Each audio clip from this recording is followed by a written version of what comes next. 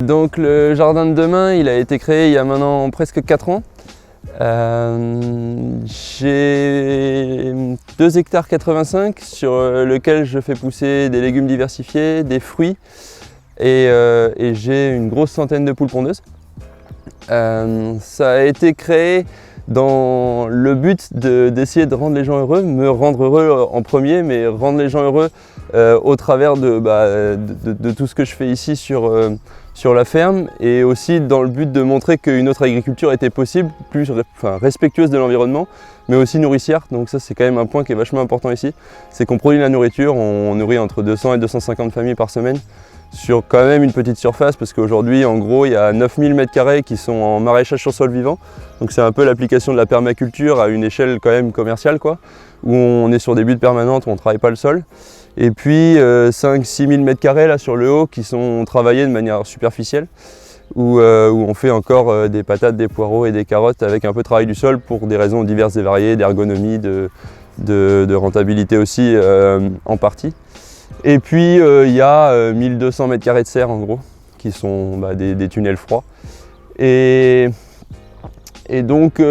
c'est une ferme à échelle humaine où aujourd'hui on est à peu près, disons un équivalent 2,5-3 à travailler au quotidien, et où il fait bon vivre, quoi. L'idée du maraîchage sur sol vivant, c'est d'arrêter de travailler le sol, donc de plus labourer, herser, par exemple, donc de plus retourner et travailler les horizons du sol pour conserver et même aggrader le sol, développer la fertilité, pour que nos légumes ils poussent bien, pour qu'on nourrisse bien les gens, et puis pour que les générations à venir ils puissent le faire aussi, quoi. Sauf que tu n'arrêtes pas de travailler le sol comme ça, sans rien faire d'autre. C'est si tu arrêtes de travailler le travail du sol il sert à créer de la porosité, à créer des trous dans le sol pour que la vie du sol se développe et que notamment les végétaux puissent développer leur système racinaire. Si tu arrêtes du jour au lendemain sans rien faire d'autre, grosso modo, il y a de grandes chances que ça se passe mal, quoi, si ton sol était déjà dégradé. Donc ce qu'il faut faire, c'est donner à manger à la vie du sol pour que les trous, la porosité qui était avant fait par la charrue, par les herses, ce soit fait par les vers de terre, les bactéries, les champignons et puis les systèmes racinaires eux-mêmes, quoi, qui sont quand même un peu capables de créer de la porosité. Et donc pour ce faire, on apporte de la matière en surface avec des paillages de paille, de compost de déchets verts, d'herbes de tonte, de copeaux de bois par exemple. Et donc c'est la dégradation par la vie du sol qui va créer cette porosité-là qui est beaucoup plus stable, parce que en fait quand notamment les bactéries, les champignons et les vers de terre ils dégradent cette matière, ils créent des cols,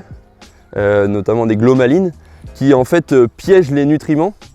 dans une espèce de grande toile d'araignée, qui fait que quand il pleut, les nutriments ils sont pas lessivés, ils vont pas à la mer et ils font pas des algues vertes comme on voit, comme on a vu pas mal en Bretagne, quoi. Les nutriments ils restent sur place. Nous on est intéressés par ça parce que c'est ces nutriments là qui vont nourrir nos végétaux et du coup qui vont nous permettre de gagner de l'argent et de nourrir les gens, quoi. Et puis en plus on pollue pas, quoi. Aujourd'hui moi je considère que dans le réseau maraîchage sur sol vivant on est encore vraiment très loin de savoir comment ça fonctionne vraiment, quoi. C'est que on fait tous des essais, on réussit tous plein de choses, on rate aussi tous plein de choses. Et il faut rester très humble en face de la nature parce que c'est elle qui sait comment elle fonctionne, mais l'humain il a cru comprendre pendant longtemps, notamment après la Seconde Guerre mondiale où on a commencé à utiliser la chimie parce qu'on a compris que les végétaux ils mangeaient de l'azote, du phosphore et de la potasse, mais en fait on a oublié qu'ils mangeaient plein de trucs qu'on ne voyait pas parce que c'était beaucoup moins flagrant, quoi, mais qui sont tout aussi importants, notamment en termes de santé humaine, quoi. Pour moi aujourd'hui le tiers-lieu l'arbre c'est un peu l'aboutissement de la vie autour de la ferme, c'est créer du lien, c'est partager des passions, du temps, des idées, des connaissances aussi, des savoir-faire. Autour de l'agriculture bien sûr, mais autour de plein d'autres choses, quoi, de la culture aussi, mais je sais pas, du travail du bois, du travail du métal, de la communication non violente, de l'éducation, des différentes éducations alternatives, de tous les thèmes qui me sont chers pour le coup. Donc pour moi, l'arbre c'est un super outil pour mettre les gens en réseau, pour mettre les gens les uns avec les autres, pour qu'ils trouvent un environnement bienveillant qui leur permette de s'épanouir, soit en partageant des choses qu'ils ont envie de partager et qu'ils connaissent, soit en apprenant des autres, quoi.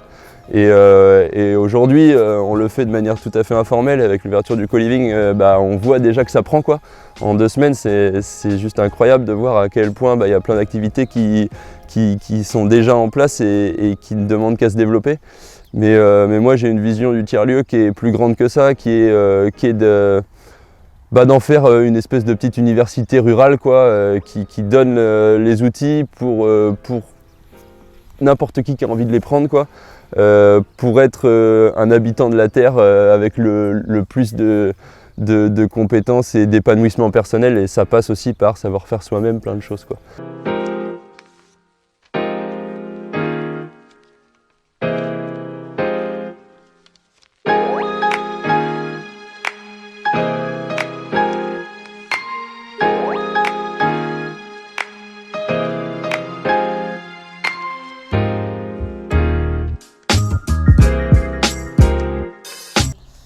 On commence le matin, il n'y a pas vraiment de mission type, en fait c'est suivant les besoins du jardin. Après il y a quelques jours qui sont clés, par exemple le mardi c'est récolte pour la vente au magasin le soir, et le vendredi c'est aussi récolte pour les commandes. Et ensuite entre temps ça dépend vraiment des saisons et des travaux, donc nous on a fait aussi bien des semis, du désherbage, du repiquage. Ouais. Et il y a le poulailler aussi, qui est une petite activité qui ne prend pas beaucoup de temps tous les jours, mais c'est une activité quotidienne. Donc ça, c'était chouette aussi de voir le poulailler mobile sur la ferme.